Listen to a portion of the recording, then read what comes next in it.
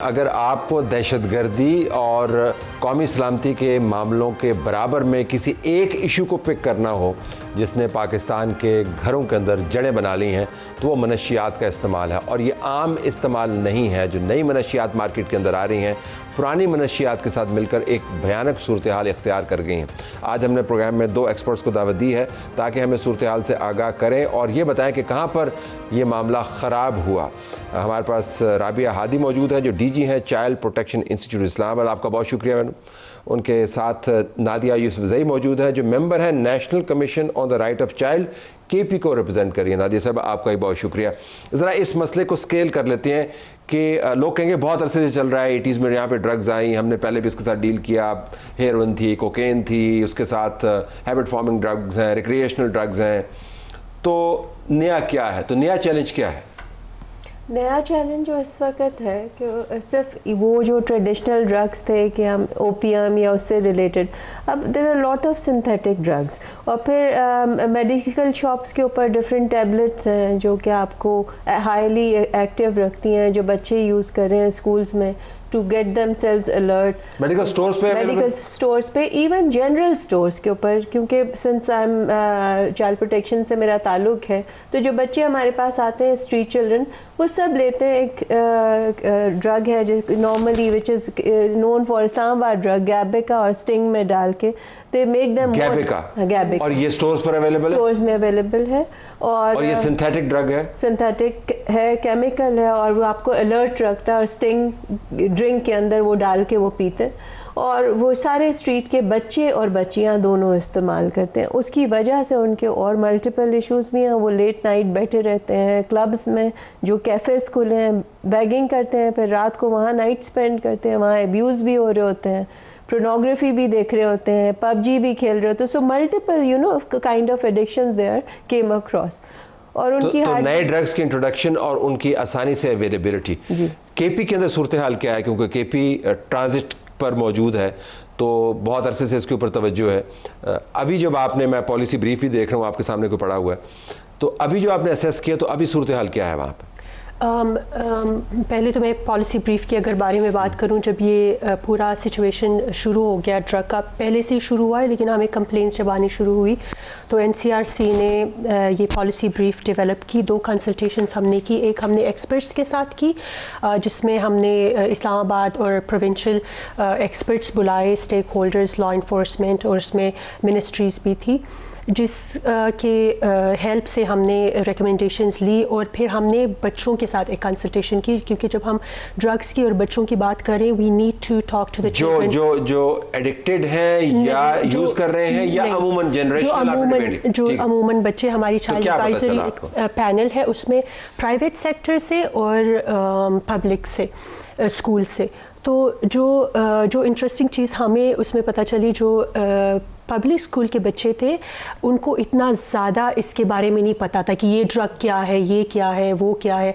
अब जो expensive schools में जाने वाले पब्लिक स्कूल के बच्चे हैं उनको हर चीज़ के बारे में पता था, उनको ड्रग्स के नाम भी पता थे, और उनका ये उसके उन सब बच्चों के सर्कल में एटलीस्ट 2 और 3 ऐसे बच्चे हैं कि जो वेप्स तो यूज़ करते हैं, स्कूल भी लाते हैं, और उन सारे बच्चों ने कहा कि उन्होंने बच्चों के बैग्स में ड्रग्स देखी हुई है। ठीक है, तो आपने अभी वेप्स का जिक्र किया, जिससे मुराद ये है कि जिसको अमूमन कहा जाता है कि हाँ ये बुरी आदत है, लेकिन तो उसके साथ ये ड्रग्स जुड़ी हुई हैं। आपने कहा कि उनको ज़्यादा अवेयरनेस थी, मालूमात कहाँ से ले रहे हैं उनके सर्कल के अंदर, ये कहाँ से आती है मालूमात? मेरे ख्याल से जो स्कूल में अवेलेबिलिटी है या जो स्कूल में बच्चे यूज़ कर रहे हैं उनकी वजह से। और जो आपने केपी के बारे में बात की, खैबर पख्तूनख्वा से अब रूरल एरिया से बहुत कंप्लेंट्स आती हैं। मुझे लोग कहते हैं कि आप लोग इसके बारे में क्या कर रहे हो, कैसे इसको टैकल करें इस इशू को। वहाँ पर अब मसला ये है कि जो आइस है, आई think the most dangerous I would say drug is ice right now, क्योंकि वो हर दूसरे घर में नहीं कह सकती, लेकिन घरों में वो बन रही है। सो वहाँ पर लोग कॉटेज इंडस्ट्री बन हाँ, और कुछ लोग अपने घरों में भी बना रहे हैं, और वो इतना चीप एक ड्रग है कि बच्चे जैसे कैंडीज के लिए उनको पैसे मिलते हैं, गरीब से गरीब बच्चा भी उसको अफोर्ड कर सकता है। सो इसलिए मैं कहती हूँ कि अवेलेबिलिटी, अफोर्डेबिलिटी, नई किस्म की ड्रग्स और इसके बारे में अवेयरनेस। अगर मैं आपसे पूछ पाऊँ राबिया साहबा कि 2,50,00,000 से ज़ायद स्कूल से जो बच्चे बाहर हैं उनका भी डेंजर लेवल यही है। और अभी आपने जिक्र किया कि ये हाई क्लास और लो क्लास की बात नहीं है, आपको हर जगह पे एक जैसी ड्रग्स, लेकिन जो नादिया ने भी बात की, जो अवेयरनेस लेवल है, जिनके पास पैसा ज़्यादा है, जिनके सर्कल के अंदर वेप वगैरह चल रहा है, उनके अपने नेटवर्क बने हुए हैं, वहाँ पे शायद ज़्यादा कंसनट्रेटेड हो। मेरा एक्सपीरियंस इसके बरक्स है, क्योंकि इस वक्त वेप जो चाइनीज़ प्रोडक्ट है वो हर जगह अवेलेबल है, हर खोखा पे अवेलेबल है। तो जो बच्चे स्लम्स में हैं उनके पास भी है। और द डायलेमा है इसके, पहले तो अगर कोई कैनबिस या हशीश यूज़ करता था उसकी स्मेल से पता चल जाता था ना, अब वो इसके अंदर फिल करके पी रहे होते हैं सिंथेटिक फॉर्म में, तो आपको ये भी नहीं पता चलता कि वो कौन सी ड्रग ले रहा है। हमें कैसे पता चला, जब ये बच्चे स्ट्रीट के हमारे पास आते थे और जो यहाँ नॉर्मल फेडरल स्कूल्स में पढ़ते हैं, उनके पेरेंट्स ने कहा कि ये सुस्त है, ये ना पढ़ता है ना कुछ। तो जब वो हमारे पास रहा तो हमने उससे वेप एक्सप्लोर किए, और वो रात को यही स्ट्रीट पे फिरता था और डिफरेंट जो तो ये नए क्लास को रिकग्नाइज करती है। ये जो आप इसको बीमारी तो नहीं कहूँगा, नेशनल चैलेंज है, और ना ही इसका ताल्लुक पैसे से है। तो सस्ती ड्रग्स भी अवेलेबल है। ब्रेक के बाद नाज़रीन इसी पैनल के साथ हम बात कर रहे होंगे कि अगला हमारा चैलेंज क्या है, हमने करना क्या है, वे अहेड क्या है। केपी से शुरू करेंगे और फिर हम बात करेंगे कि बच्चों को बचाने के लिए क्या कर सकते हैं। ये आपको बताते चलें कि 25 साल से कम उम्र 15 करोड़ से ज़ायद अफराद, तकरीबन 60% से ज़्यादा आबादी मुमकिन तौर पर मनशियात के ख़तरे से दो चार है। सो इट्स नॉट रियली कि एक हिस्से के ऊपर इसका असर हो रहा है। 15 करोड़ अवाम 60% है पाकिस्तान की कुल आबादी का। ब्रेक के बाद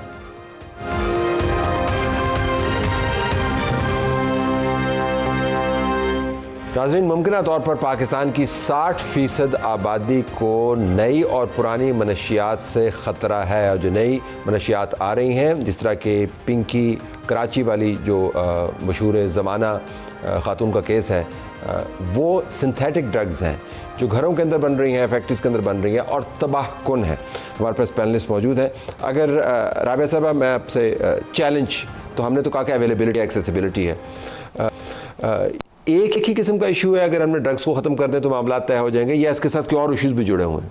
इसके साथ बहुत सी चीज़ें हैं जो मैंने पहले भी जिक्र किया कि एक तो जो आपकी एडिक्शन है with different internet and access जो है, उसका कोई रेगुलेटरी फ्रेमवर्क नहीं है, उसको बाइंड करना होगा। अच्छा, उसको ज़रा ड्रग्स के साथ जोड़ें, क्योंकि लोग कह रहे होंगे अब ये इंटरनेट का But it is so deeply connected.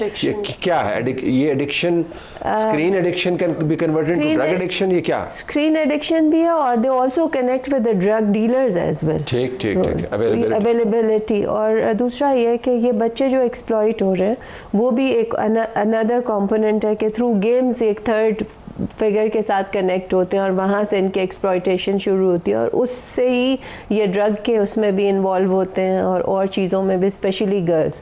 सो लड़कों के लिए तो फिर भी वही एक हमारी अप्रोच है कि हम लड़के को ओन कर लेते हैं, लेकिन जो लड़कियां हमारे पास इस वक्त प्रोटेक्शन सेंटर में आ रही हैं उनकी फैमिलीज फिर कम्प्लीटली उनको डिसोन कर देती हैं। और जो नफ्सियाती मसाइल को एड्रेस करने के लिए हमारे पास एक्सपर्ट्स मौजूद हैं? We don't have any state level पे, ना तो कोई थेरेप्यूटिक इंटरवेंशन है, ना हमारे पास स्किल्ड लोग हैं जो इस चीज़ से डील कर सकें। जैसे नादिया ने कहा कि हमारे पास ड्रग टेपरिंग के लिए भी जो लोग हैं बच्चों के हवाले से वो नहीं है। अभी रिसेंटली ANF ने कहा कि हम लॉन्च करने जा रहे हैं, पूरे पाकिस्तान में हमारे पास ड्रग की ट्रीटमेंट का बच्चों का कोई निज़ाम मौजूद ही नहीं है। बच्चों का पूरे पाकिस्तान में कोई रिहैब सेंटर नहीं है। एक बन रहा है अभी, एक अभी बन रहा है।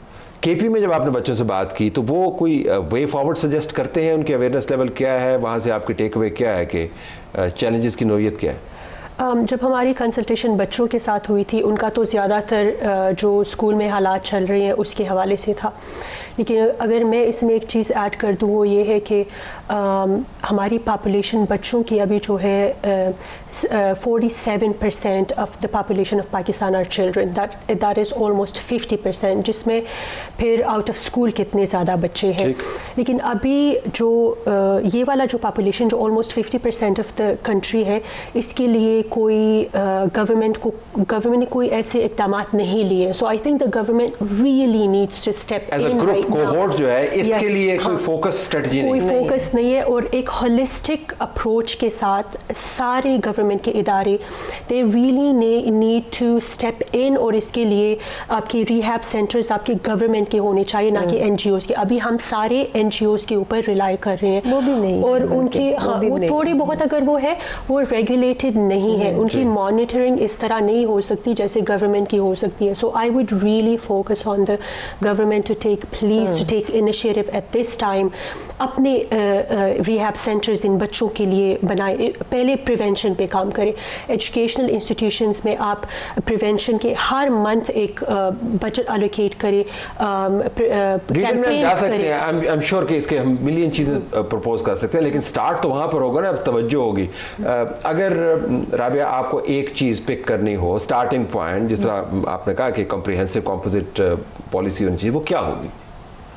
स्टार्टिंग पॉइंट क्या होगा? स्टार्टिंग पॉइंट तो यही होगा कि हमारे पास कोई भी इस वक्त पॉलिसी या फ्रेमवर्क इसके ऊपर मौजूद ही नहीं है. तो हमें एक तो उसको ये करने की ज़रूरत है और दूसरा फैमिलीज़ के साथ हमें बात करने की ज़रूरत है. Because we are in the era जहाँ पर parents has to be very vigilant और प्रिवेंशन पर फोकस करना पड़ेगा. एज अ स्टेट हमारी बस से बिल्कुल बाहर है. ये treatment is a very costly process. तो हमें प्रिवेंशन पर फोकस करना होगा और हमें फैमिलीज के साथ जाना होगा और फैमिलीज को सिखाना होगा कि जिस एरा में हम रह रहे हैं how vigilant you need to be. और बच्चों को किस तरह आपने चेक एंड बैलेंस करना है. बिकॉज आप उसको जिस तरह से ओपनली छोड़ दिया है वो पेरेंटिंग अब आउटसोर्स नहीं कर सकते. नहीं कर ना स्क्रीन को कर सकते हैं, ना स्ट्रीट को कर सकते हैं, ना स्कूल को कर सकते हैं, ना स्टेट को कर सकते हैं. ये जो आपने पेरेंटिंग करनी है आपने खुद ही करनी है. तो आप घुस जाएं बच्चों के बैग्स के अंदर, उनके मोबाइल्स के अंदर, क्योंकि ये मामला कोई आज़ादी इजहार के राय वाला नहीं है. ये मामला है उनकी ज़िंदगियां और जानों को बचाने का. ये बहुत गहरा एक नेटवर्क है जो ऑपरेट कर रहा है. आप दोनों का बहुत शुक्रिया जी. You want to add something to it? I add quickly कि पेरेंट्स को मेरे ख्याल से एट दिस पॉइंट दोनों माँ बाप को 100% बच्चों के हर चीज़ में इन्वॉल्व होना चाहिए और उनको हेल्दी एक्टिविटीज़ में इनरोल करें, चाहे वो आर्ट्स है, चाहे वो स्पोर्ट्स है. और 100% अटेंशन अपने बच्चों को इन्वॉल्व होना है बीच में पेरेंट्स ने. आप दोनों का बहुत शुक्रिया.